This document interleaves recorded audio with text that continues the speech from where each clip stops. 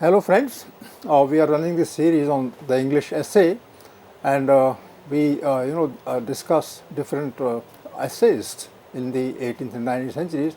Maybe later on also we would come to the 20th century. So one general, we have our scholar as our speaker as Professor Richa Bajaj, who teaches English in Delhi University College, Hindu College, and she has done a special work on the 18th and 19th centuries, and she is, I think, an apt person to talk about this particular topic also. I would pose a question right in the beginning, and that concerns, the English essay and its nature. And I believe the discussion that I have had with her, and you also have listened to her on all the occasions. You see, English essay performs a social role. It talks about the social behavior, social manners, it talks about individuals, and in that sense it is topical, because those individuals hold that opinion that she explains only in the times in which they are active. And the second thing is that it's political in nature, because any topical thing finally relates to literature itself. So if it's a rightist, if it's a leftist, if it's a centrist, whatever the person is, the essayist has a feel of that particular thought in mind. So I thought I should share it with you, and I'll now request Professor Richa Bajaj to take up the topic or whatever she feels like. So over to you. Thank you, Professor Prakash. Yes, it is indeed the case that if one were to talk about the English essay, then I think it can be divided in three very distinct categories. For instance, the first could be the critical essay, and the second could be the political essay, and the third could be the familiar essay.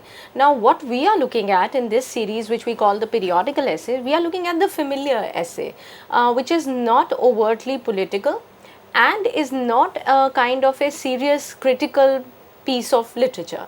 So its subject is often very common, and often one that relates to daily lives of individuals, and within that also, it's not to say that actually the lived experience of literature, I think it is something that the cultural materialist would find very apt fodder there, because it deals with all the cultural aspects of life. For instance, reading, behaving in public, what are the values one must carry. So it's a kind of a mental makeup or the intellectual makeup of that particular class that was refining itself. So I think we often speak of self-fashioning in this case of Renaissance, but I think the 18th century was very conscious of itself. The writers, the thinkers, individuals were very conscious of themselves, and they wanted to cultivate a kind of you could say a kind of a sensibility or a kind of personality that would come across as genteel, but at the same time as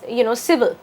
Yes. So I think it's a move towards leaving the coarse ways of life, and you could say moving towards refinement, or a kind of more elitist view. But I think it is also to develop a sense of code of conduct and develop a sense of civil behavior, where one accords dignity to another, and one is able to have a conversation which is open, friendly, and at the same time has enough scope for debate and discussion. So 18th century became the age of the essay, because there was the need to put things down straight away in the form of statements, right, where literature was then sidelined in a way, because or literature also became essay like in that sense, because it often carried long prefaces or carried long statements as digressions by writers even within the story. So I think the instructive medium is there,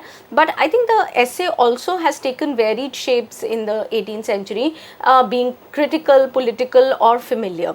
The periodical essay that we are speaking of was in that sense not a very serious composition, and in fact, to quote Dr.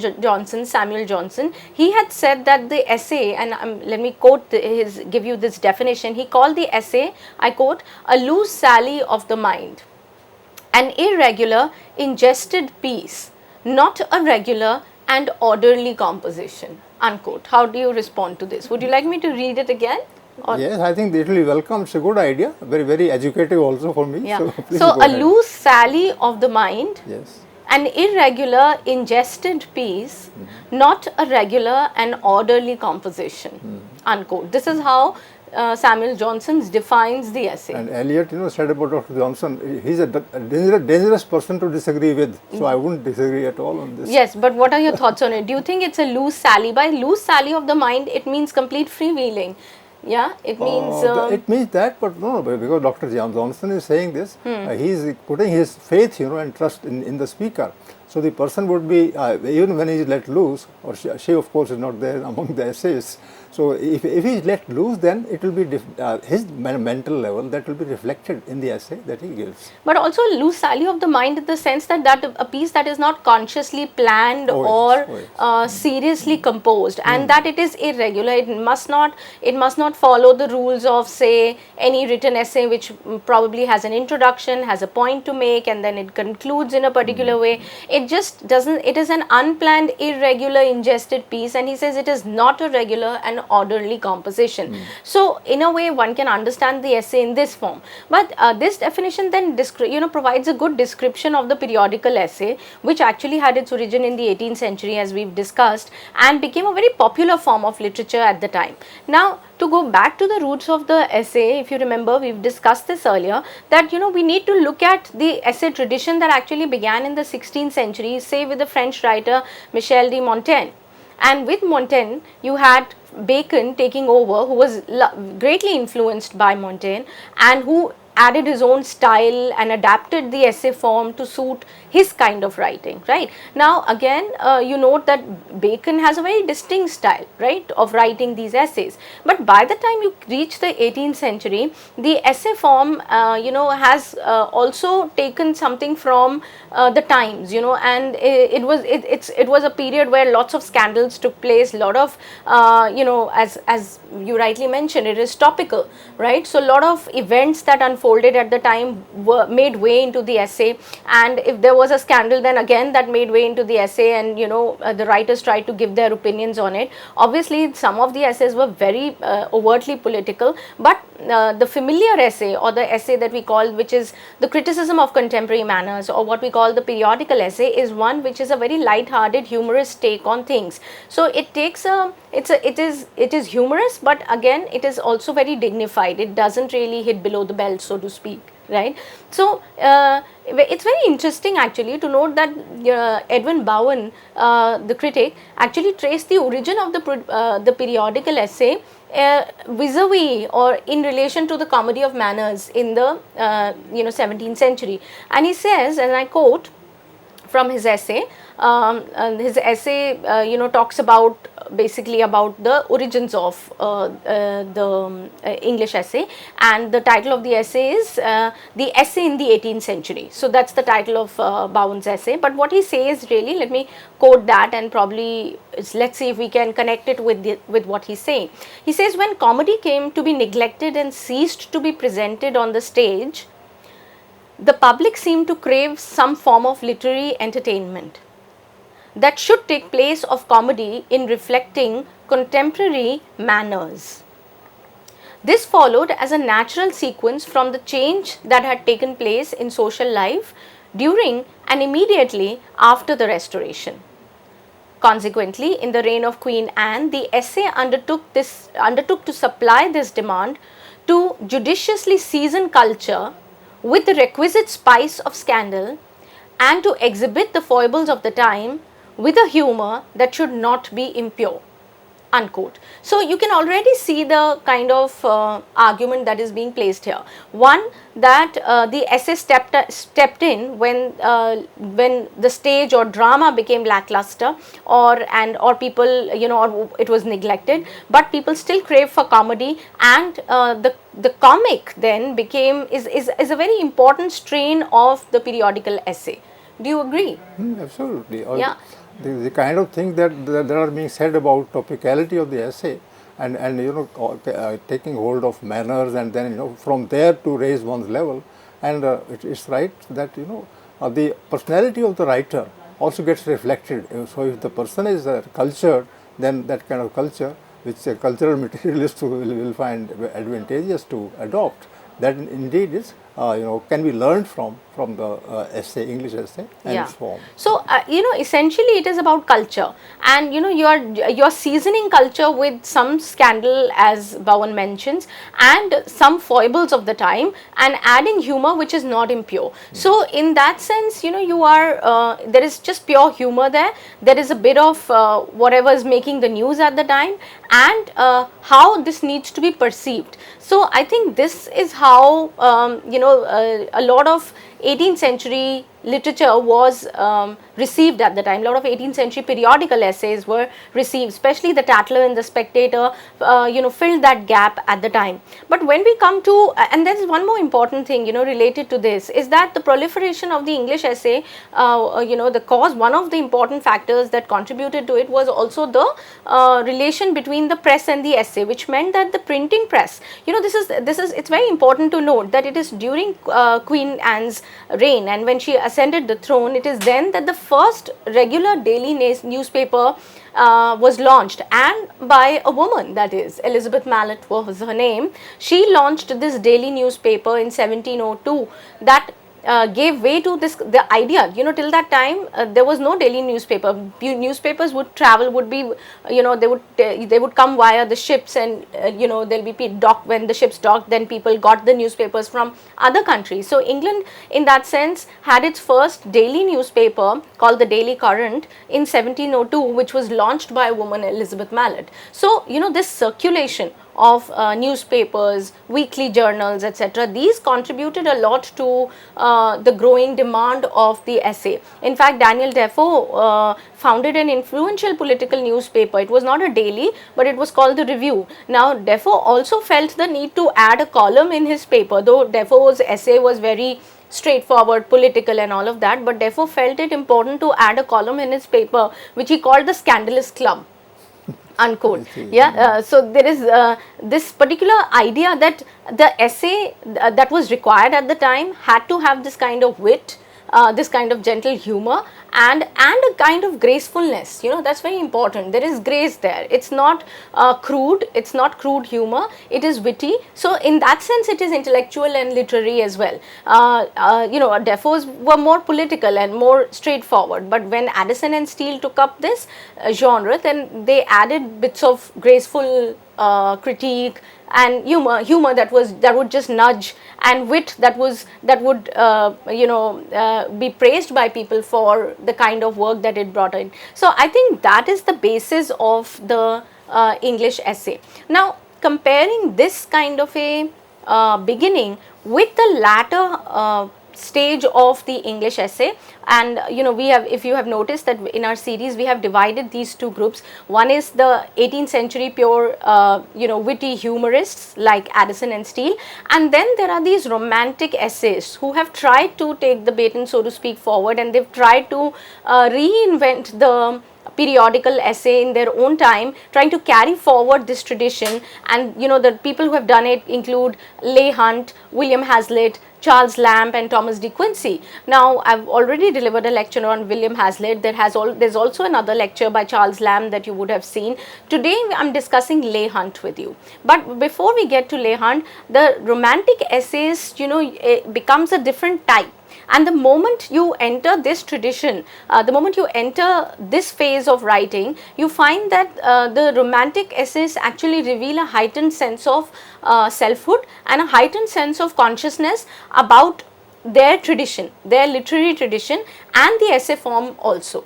So, in fact, you will find that the way the subject is approached, even though the subjects are similar. For instance, they talk about common characters around, or common themes, or how to the coffee houses, etc., and similar themes, people, places, etc., on books, on several things. This again, the tradition is coming from Bacon. You can already see, a take on books, or a take on the life in the coffee house, or on this subject, etc., on common people. All those things you see, the roots are there in Bacon, because Bacon also wrote essays like on marriage, right, and several of his essays would just be titled in this manner.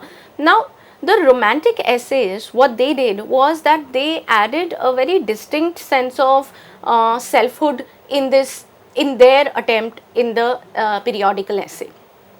What I mean by that is that you see a stamp of the individual. Now, it's very interesting to note that the 18th century essayists in fact tried to hide their true personalities. You know, they would use pseudonyms, if you remember, and write these essays so that nobody, even though people knew all them, you know, who was the writer, even then they used these pseudonyms, fictional pseudonyms, as editors, right? And they never really came out clean with their names. Finally, people would know that this was written by Addison or Steele and others, or by Boswell, but they all took a kind of a pseudonym for themselves.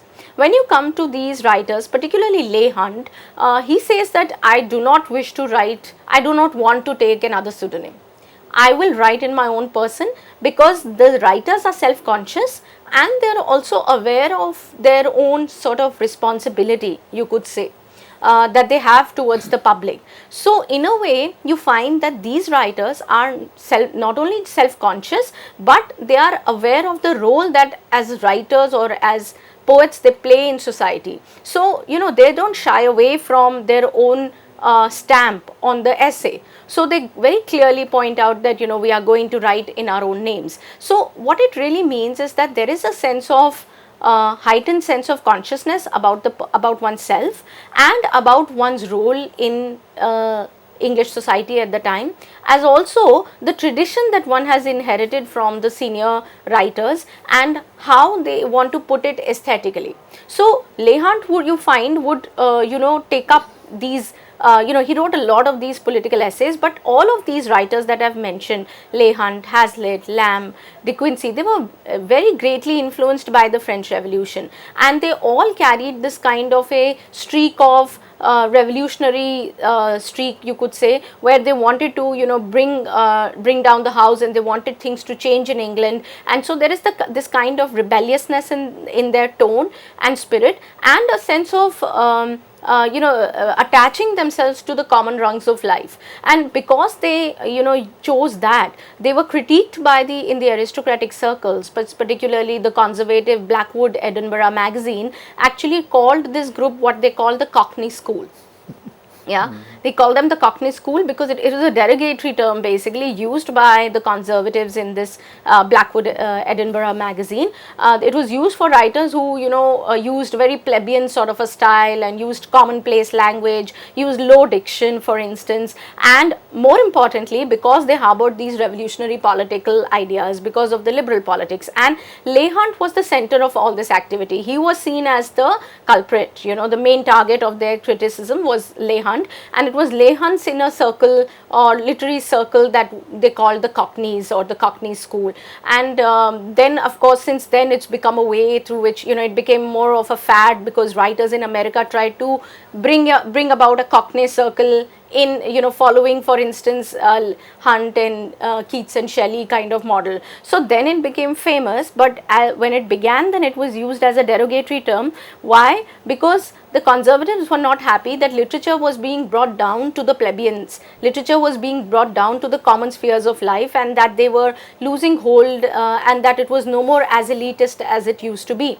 So all these writers that we are looking at, particularly Leigh Hunt, who we are discussing today, these writers use the periodical essay to speak directly to the public and to speak on common themes in a language which wasn't you know, purist, or was definitely not amplified or in diction. So in a way you find that Leigh Hunt tried to pursue this path both in poetry and his essays, as also, you know, he has these in the group that I mentioned, Cockney school, you know, there was Hazlitt with him, there was P.B. Shelley, the poet, and John Keats. So all these people, all these writers, they got together to you know, come up with this kind of a new ideology or new way of writing that challenged the old way. And in fact, Leigh Hunt mentions that he does not wish to write in the old school, and old fashioned, where nothing gets available to the people, and that they would like to use